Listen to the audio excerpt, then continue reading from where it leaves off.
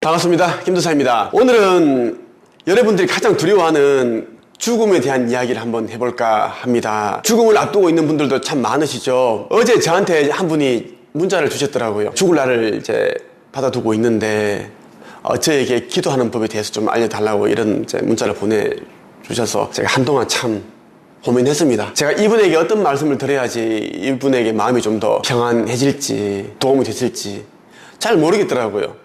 제가 뭐 엄청난 그런 영능력을 가지고 있는 사람도 아니고 예수님이나 뭐 석가모니 이런 사람도 아니고 제가 어떤 말을 해야 될지 참 고민스러웠습니다. 그렇게 하다가 제가 이제 진심으로 도움이 되었으면 하는 그런 심정으로 문자를 보내드렸거든요. 오늘은 여러분에게 제가 알고 있는 이제 죽음에 대한, 그리고 우리가 계속 거듭되는 윤회, 환생에 대한 이야기, 그리고 우리는 죽기 전에 우리가 언제 죽을 것이다, 그리고 나에게 지금 다가오고 있는 그 죽음의 그림자에 대해서 모두 다 알고 있다라는 그런 내용을 말씀을 드릴 겁니다. 신과 나눈 이야기란 책과 함께 할게요. 첫 번째 책과 함께 하겠습니다. 이 책의 핵심 내용, 제가 너무나 좋아하고 깨달음을 주었고 지혜를 저에게 안겨주었던 내용을 여러분들에게 읽어드리고, 제가 알게 되었던 깨달음, 지혜, 이런 부분들을 또 여러분들에게 공유해드리겠습니다. 바로 들어가겠습니다. 병이 들었지만 산도 움직일 만한 믿음을 갖고 있어서 자기 몸이 곧 나을 걸로 생각하고 말하고 믿고 있었는데, 불과 6주 뒤에 죽은 사람의 경우는 어떻습니까? 이렇게 저자가 신에게 물었습니다. 그러자 신이 이렇게 대답을 합니다. 산도 움직일 만한 믿음을 가졌으나 6주 뒤에 죽은 사람은 6주 동안에 산을 움직였다. 아마 그에게는 그걸로 충분했을 것이다. 아마도 그 사람은 마지막 날 마지막 시간에 좋아, 이만큼 했으면 충분해, 이제 나는 또 다른 모험을 떠날 준비가 됐으라고 결정했을 것이다. 그가 너희에게 그런 결심을 말해주지 않았을 테니 너희가 그 결심을 모를 수도 있다. 사실 그 사람은 좀 더 빨리 죽기 며칠 전이나 몇 주 전에 그런 결정을 내렸으나 너희에게 말하지 않았을 수도 있다. 누구에게도 말하지 않았을 수도 있다. 이런 예가 참 많습니다. 예를 들면 이제 암과 같은 병에 걸려 있는 분들은 이제 늦게 발견하게 되면 수술을 해도 예후가 좋지 않습니다. 이제 앞으로 사실 날이 6개월 정도밖에 안 남았습니다. 길어봐야 1년입니다. 이런 이야기를 합니다. 물론 이런 분들도 이제 살고 싶은 그런 의지를 가지고 있습니다. 가족들도 계속 우리 어머니, 아버지 건강하게 완쾌되실 것이다, 꼭 일어나셔야 해요. 아직 어린 우리 어떡합니까? 이렇게 이제 어머니, 아버지에게 용기를 북돋아 주려고 그러고 힘을 주려고 합니다. 이런 병원에 있는 분들이 이제 자기도 살고 싶은 그런 의지를 가지고 있고 해서 생각을 단단하게 먹고 살기 위한 그런 이제 노력을 합니다. 그런데 말이죠, 어느 순간에 이제 이런 분들 가운데 또 많은 분들이 자신이 살고자 하는 그 의지를 꺾어버립니다. 할 만큼 했다, 더 이상 힘들고 싶지 않다, 고통스럽고 싶지 않다, 항암 치료하면서 남아있는 아까운 그 시간들을 허비하고 싶지 않다, 이렇게 이제 삶의 희망, 그 신라 같은 그런 희망의 불씨를 꺼뜨리는 분들이 있습니다. 그런데 이제 자기가 그렇게 이제 생각하고 있는 부분들을 가족들에게, 지인들에게는 내비치지 않습니다. 겉으로는 정말 살고 싶어하는 그런 모습으로 보이기 위해 연기 아닌 연기를 하는 분들이 있다라는 것입니다. 그러면 이제 가족들은, 가까이 있는 분들은 이제 병문안을 오고 곁에서 병 간호를 하시는 분들은 우리 어머니 꼭 사실 것이다, 아버지 꼭 예전 모습으로 돌아가실 수 있습니다, 이렇게 하고 있지만 그 당사자는 그렇지 않다라는 것입니다. 당사자가 좋아, 이만큼 했으면 됐지, 충분해, 이렇게 하는 순간 이때부터 급속도로 이제 병이 빠르게 깊어집니다. 죽음의 속도가 빨라진다라는 거죠. 그 이야기를 신과 나눈 이야기에 나오는 신이 이야기를 해주고 있습니다. 병에 걸려있는 환자가 산도 움직일 만한 믿음을 가지고 있었는데 6주 뒤에 죽게 된다. 그건 어떤 일인가? 그에 대한 이제 이야기죠. 너희는 죽고자 하는 것이 전혀 괜찮지 않은 사회, 죽음에 대해 아무렇지도 않아 하는 것이 전혀 괜찮지 않은 사회를 창조해냈다. 너희가 죽고 싶지 않기 때문에 너희는 그 환경이나 조건에 상관없이 누군가가 죽고 싶어 한다는 걸 상상할 수 없다. 하지만 죽음이 삶보다 더 나은 상황은 무수히 많다. 나는 너희가 조금이라도 이 문제에 대해 생각해보면 그런 상황을 얼마든지 상상할 수 있다는 걸 안다. 그러나 너희가 죽기를 택하는 다른 누군가를 눈앞에서 보고 있을 때는 이런 진리들이 떠오르지 않는다.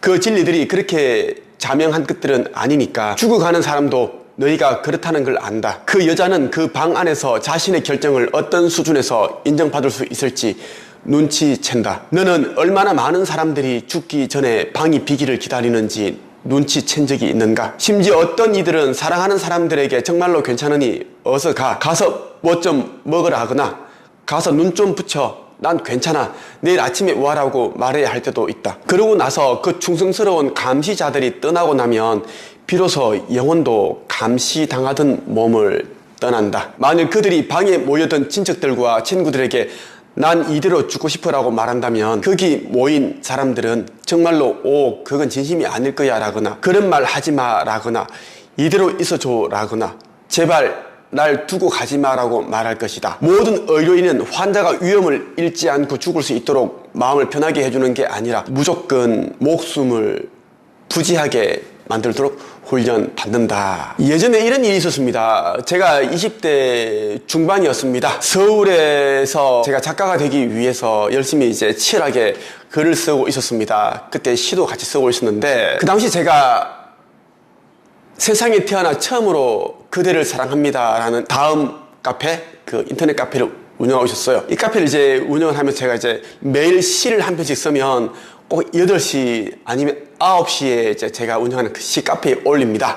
그리고 많은 사람들이 제 시를 보고 너무 좋다, 뭐 감동스럽다, 울림이 있다, 그 사랑에 관한 시들이었습니다. 그렇게 제가 시를 올리고 어떤 사람들은 자기가 쓴 시를 제가 운영하는 카페에 또 올리기도 하고 서로 그 평을 해주기도 하고 그렇게 했었어요. 근데 회원수가 한 2만 명 가까이 되었었는데 그때 제가 한 친구가 생각이 납니다. 10대 후반이었던 걸 기억나요. 그때 닉네임이 별 하나였습니다. 지금도 좀 이게 눈이 좀 찡한데요. 그때 저는 좀 있는 그대로 얘기를 해주고 이 시는 뭐 이래서 시가 안 좋다, 뭐 이 시는 이래서 좋다, 좀 이렇게 차갑게 좀 그렇게 얘기를 다 그렇게 했습니다. 그 당시에는 제가 또 지금처럼 지금도 좀 그렇지만 많이 저의 어떤 기질이라든지 성격이 많이 다듬어지지 않았고 20대 후반 혈기왕성한 그 시기였고 그때 별 하나라는 그 닉네임 가진 친구가 저의 시를 보면서 그 댓글로 너무 잘 보고 있다, 너무 시가 너무 따뜻하다, 좋다, 뭐 그런 댓글을 달아주더라고요. 그러다가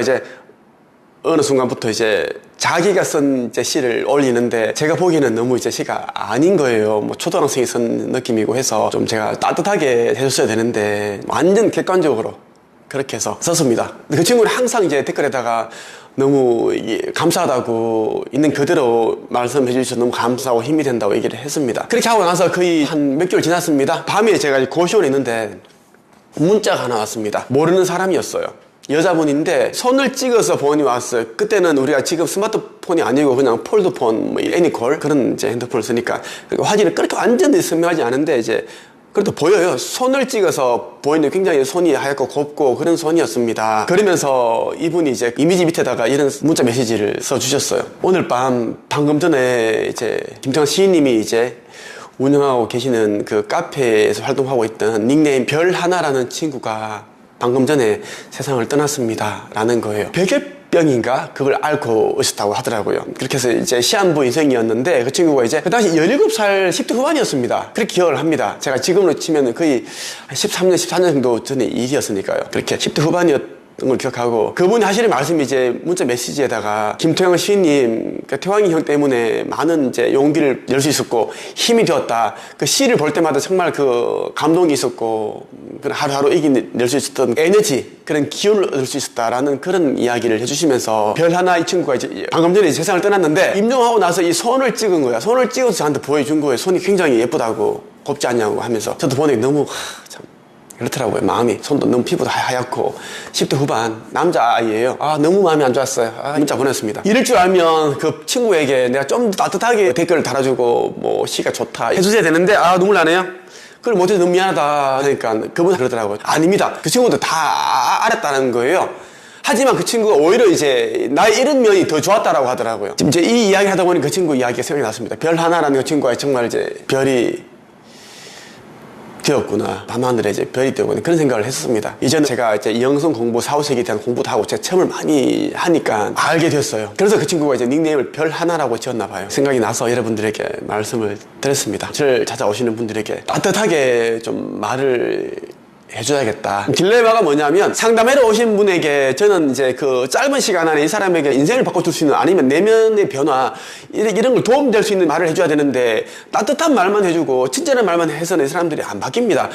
뭐 퍼스널 브랜딩 글쓰기 수업, 책 쓰기 수업 들어와도 친절한 말만 해주고 달콤한 말을 해주면 이 사람들이 또 이제 가닿지가 않아요. 우리는 진짜 그 정해진 시간, 짧은 시간 안에 이 사람이 변화를 이끌어내려면은 정말 독설도 하고 자극적인 말도 하고 상처 주는 말도 해야 되는데 그게 정말 딜레마예요, 이게 자체가. 어떤 사람들은 정말 이제 열에 7, 8명 정도로 너무 감사하다고 그러고 빠르게 이제 몇 달 만에 자기 이름으로 된 책을 펴내고 원고를 쓰고 그런 일들이 지금 다 그렇게 되고 있는데 어제도 한 명 출판 계약을 했고 또 그저께도 또 한 명 공무원으로 일하시는 전화 작가가 이제 또 출판 계약을 했습니다. 저를 만난 지 딱 68일 만에 계약을 했는데 꼭 이제 한두 명 정도가 이제 또 뭐 상처를 받았다, 뭐 했다, 이렇게 말씀하시는데 저도 좀 마음이 안 좋더라고요. 부정적인 말씀을 하시는 분들 보면 완전 태도가 안 좋고 노력을 하려는 자세가 없고 그게 이제 패턴이더라고요, 그 사람들은. 그래서 그런 사람들은 어차피 달라지지 않을 거니까 말이라도 친절하게 해주고 해서 내가 상처를 주지 말고 나도 상처를 받지 말자라고 생각을 좀 참 많이 하고 있습니다. 또 다른 내용 한번 볼게요. 죽어가는 사람들에게 너희가 줄 수 있는 최대 선물은 그들이 평온하게 죽을 수 있게 해주는 것이다. 그들 생의 가장 결정적인 순간에 그들이 견뎌야 한다거나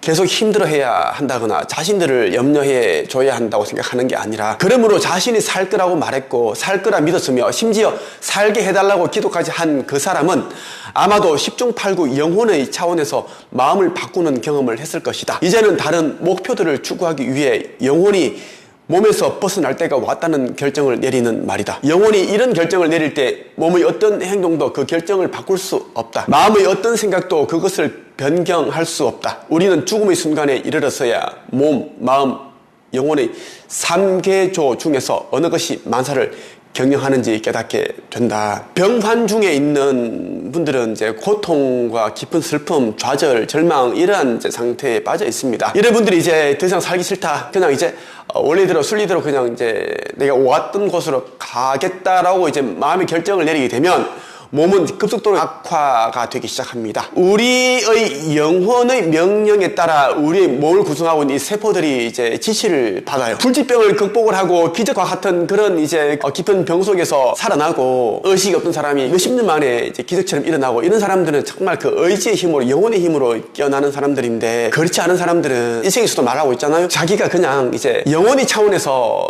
죽기로 마음을 바꾸는 그러한 결정을 내렸다라는 것입니다. 이런 사람의 마음을 돌릴 수는 없다라는 것. 그러면 죽음을 앞두고 있는 분들이 자꾸 이제 어떤 그 생명을 연장을 해서 힘들고 고통스럽게 가는 게 아니라 평온한 가운데 행복한 그런 임종을 맞도록 하는 게 낫지 않나 이런 생각이 들어요. 영혼이 앞장서서 몸을 떠날 때가 왔다는 결정을 내리는 경우가 자주 일어난다. 영원한 하인들인 몸과 마음은 이 말을 듣게 되며 그와 더불어 유리 과정이 시작된다. 그런데 마음, 에고는 그 결정을 받아들이고 싶어 하지 않는다.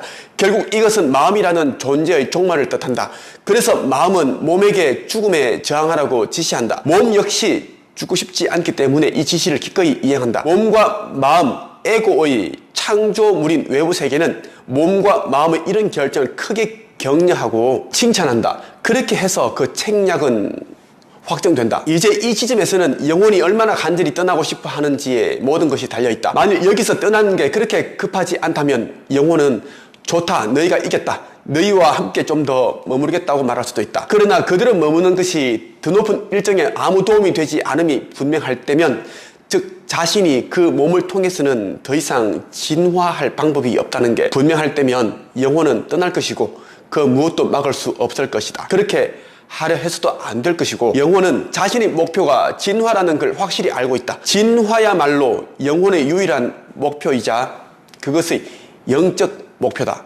그것은 몸의 성취나 마음의 성숙에는 관심이 없다.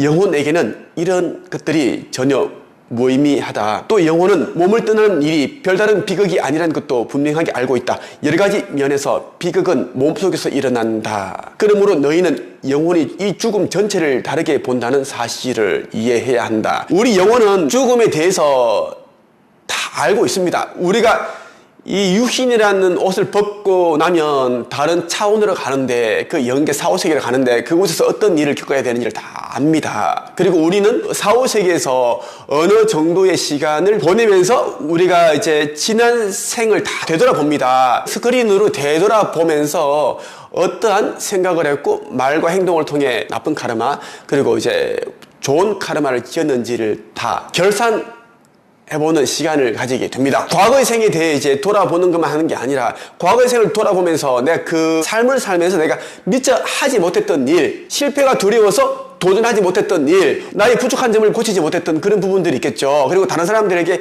피해를 주고 상처를 주고 고통을 주고 했던 그런 부분들이 있을 겁니다. 그러한 부분을 다시 이제 만회하기 위해서, 그리고 이제 영적 진화를, 영적 완성을 위해서 우리는 다시 이제 다음 생을 설계를 합니다. 영적 스승 마스터들 그분들과 함께 다음 생을 우리가 이제 설계를 하는데, 전생에 우리가 했던 그 카르마를 우리는 다 이제 참고하여 다음 생에 어떤 역할을 할 것이고 어디에 태어날 것이고 어떤 부모님을 택할 것이고 어떤 형제를 나는 둘 것이고 어떤 친구를 만날 것이고 어떤 일을 할 것이고 어떤 시련과 역경과 고난을 걸어갈 것인지를 다 설정을 하면서 삶 곳곳에 암초 그리고 장애물과 같은 그런 시련과 역경들을 곳곳에 배치를 합니다. 왜냐하면 우리가 이제 그러한 것을 이겨내면서 극복하면서 내 자신에 대해서 제대로 좀 알게 되고 또 지혜와 깨달음을 얻고 그렇게 하기로 하고 다음 생을 살게 된다는 것입니다. 물론 이 다음 생을 살기 전에는 서약서를 쓰고 내려와요. 어떤 일을 하기로 했고 그 일을 이제 중도에 포기하지 않겠다, 극단적인 선택을 하지 않겠다라는 걸 서약을 하고 내려온다는 거예요. 그래서 우리 영혼은 우리가 어떠한 이제 일이 앞으로 벌어지는지 다 알고 있다. 그래서 두려워하지 않는다. 다만 이제 에고, 가짜 자, 삶을 살면서 우리가 사회로부터 계속 주의받았고 뭐 세뇌당했던 진짜 나 자신이 아닌 그것이 삶을 자꾸만 앞으로 나아가지 못하게 한다는 것이에요. 영혼은 자신의 목표가 진화라는 걸 확실히 알고 있다. 우리의 유일한 목표는 신성 회복입니다. 우리 자신이 어떤 존재인지를 다 이제 기억을 해내서 자유 그 자체, 신으로서 살아가는 그 경지에 올라가는 것이 우리의 이제 목표입니다. 오늘은 여러분과 함께 신과 나눈 이야기 첫 번째 책에 나오는 내용과 함께 했습니다. 이 영상을 여러분들이 여러 번 보시면 좀 더 깊은 깨달음과 지혜를 얻을 수 있을 것입니다. 그리고 여러분들이 있는 그 곳에서 좀 더 쉽고 빠르게 영성과 의식 성장, 영적 진보에 대한 공부를 하고 싶다, 이런 분들은 제가 운영하고 있는 내부 카페 한국책쓰기 강사양성협회에 가입을 해보십시오. 이것은 글쓰기를 통해서 마음 공부, 내면 변화, 내면 치유, 상처 회복 뭐 이렇게 하기 위해서 2만 명이 넘는 사람들이 모여 있습니다. 오시면 이제 의식 성장 수업에 참여하실 수가 있습니다. 4번 수업에 20만 원 아주 이제 저렴하게 수업을 들을 수 있고요. 일주일에 한 번씩 화요일 저녁 7시 반부터 9시 반까지 제가 이육성으로 화상으로 제가 수업을 하고 있습니다. 관심 있는 분들은 이제 참여하시면 좋겠습니다. 오늘은 여기까지 하겠습니다. 끝!